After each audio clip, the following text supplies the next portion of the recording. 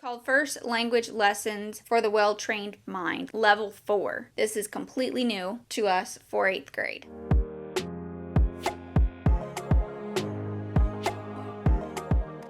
Hey, welcome to Shine Bright Homeschool. I am going to be giving you a look inside our 8th grade grammar and language curriculum. So this is a brand new curriculum. It's called First Language Lessons for the Well-Trained Mind, Level 4. This is completely new to us for 8th grade. I know I might sound like a broken record here, but my son will be going into a preparatory school for 8th grade. So we are actually following their curriculum choices, and we will be basically on their schedule. This was a grammar and language curriculum that I've never used before, but they actually have a grammar and writing teacher there that's going to be helping my son and his other classmates in their language and grammar class. So this is actually what was chosen. So I'm hoping that it's really going to work well for us this year, and I'm excited though that he's going to be doing it with someone else, at least for one day a week, and that way it can kind of break up our schooling here at home, and I'm really hoping that it'll work well for me, especially because I've never used it before. So we're going to take a look inside this book, which is the teacher's book basically that has the lesson plans and the answer keys in it, and then there's also a workbook that comes with it for the student. I can't believe this is the last curriculum for me to review for our 8th grade. I have given you basically everything that I have on what we will be doing for 8th grade and giving you a look inside. I'll definitely be doing an end of the year review, probably closer to maybe the end of December, end of January, and letting you know how these curriculums are going for us. Some of these are going to work really well for us, and let's dive into this book today and also the workbook.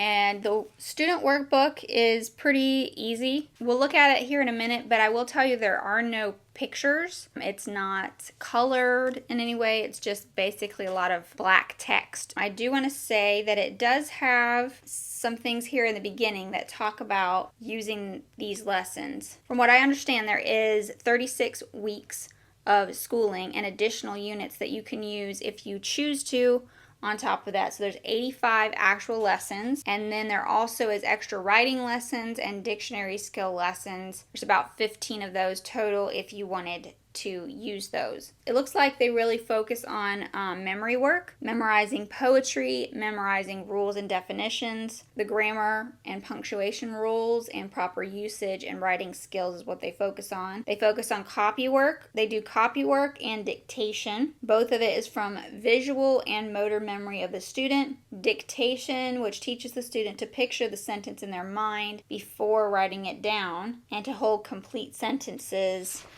The next section is the summary exercises, which is narration. So a student summarizes and tells you his or her own words. A student summarizes when he tells you in his or her own words about a passage that he has read. So it's teaching them how to summarize and get to a main point and to communicate clearly. The students learn how grammar works, and it is focused more on traditional grammar and sentence diagramming, and then oral usage of these exercises. So it gives you basically we'll look at this here in a minute, but the lesson one basically gives you what the instructor, you as the teacher, needs to say. Basically gives you a dialogue between you and the student. Definitely a different style than what I've been used to before, so it'll be interesting to basically read along what I need to say to the student, to my student. But we'll go ahead and look inside this because it is a pretty big book, I will tell you. Now this of course is the teacher's booklet, but even the work booklet is fairly thick. You don't have to do all the exercises. So let's dive in and see what's inside these books. Alright, so I'm just going to go through part of this because there's a lot in here. This is the teacher's book. Goes through the table of contents with the lessons.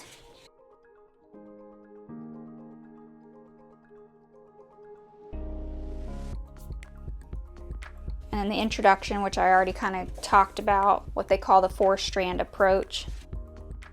So the lessons are scripted for your convenience. Neither you nor the student has to stick with the exact wording provided. So this is an example of lesson 1. You can see I already have my start tag there. The instructor, you as the teacher, the student, the instructor, the student, kind of gives you a script of what maybe you want to say. Okay, lesson 2 is going over nouns. You can see the script of the lesson right here. It gives you the dictation exercises here. This is the answer key part in lesson 3 for the worksheet that they'll be doing for that. Okay, so as you see, a lot of it is just the script for the lesson and then the answer key. That's really the whole thing throughout every single lesson that's put in here. I think that can be beneficial. It can definitely be easier if you need a script and if you want to know what to say to your students. If you don't want to come up with the concepts yourself, this is definitely fairly easy and self-explanatory. So again, I'm not going to go through all this because there is all the lessons and all the scripts for every lesson in here, but it can kind of give you an idea. Okay, and then jumping towards the end, this is lesson 85, which is the end here. And then it says here optional end unit. So this is going over contractions, writing letters lesson, a friendly rough draft letter, writing a letter to somebody, addressing an envelope, emailing a business letter, dictionary skills. This is also pretty valuable. If your student is definitely going to be using a dictionary, they would need to know how to understand what a dictionary is and how to use it.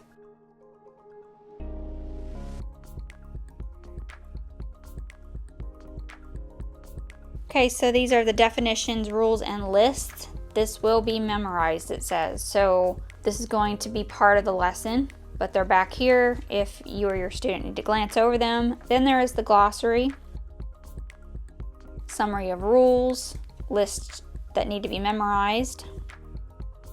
And then there's some more stuff here about the scheduling and your lessons, depending on how you wanted to do them. And then your bibliography is in the back, and index. All right, and then this is the student workbook.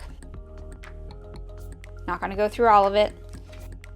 All right, so this is lesson 1. As you can see, there isn't much to it. There's just open spaces for the exercises that you work on with that dictation back and forth to your student.